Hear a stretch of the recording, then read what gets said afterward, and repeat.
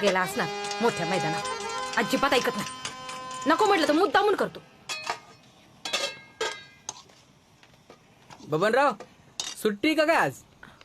अहो किती चक्रा मारायला लावता तुम्ही? हा, मग उगाच आम्हाला त्या वहिनीला त्रास द्यावा लागतो. आठवडाभर रोज येतोय मी. अहो 4 महिने म्हणजे खूप होतात. आमची पतसंस्था तुम्हाला कसं कर्ज देणार परत?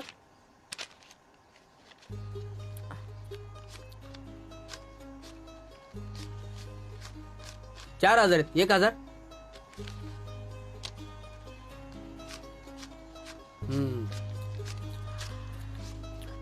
आता हे झालं 2 महिन्याचं. असंच आणखी 2 महिन्याचं द्या म्हणजे झालं. अजून किती कर्ज आहे बाकी? अहो या 2 महिन्याचं तर भरा आधी. किती किती बाकी आहे? 67,530. येतो वहिनी.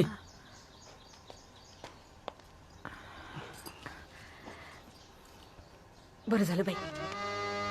2 महिने तोंड बघायला नको मेल्याचं. तुम्हाला म्हणलं होतं ना मी, बरोबर जेवणाच्या वेळेला टपकतो.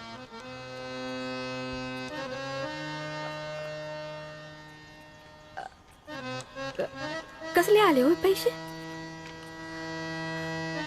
ते भंगाराचा साईड बिझनेस सुरू केलाय बॉसने दिले. खावा आणखीन चपाती. मला द्या की थोडेसे पैसे.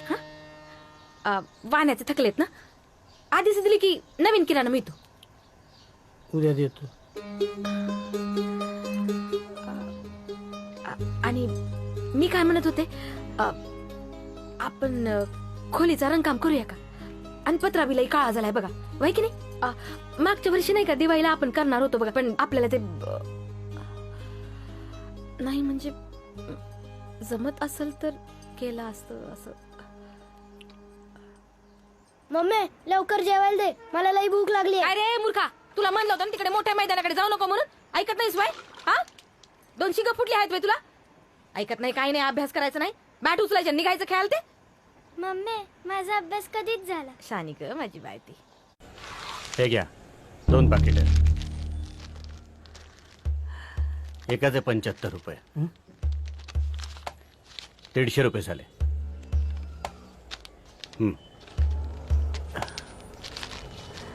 हे घ्या.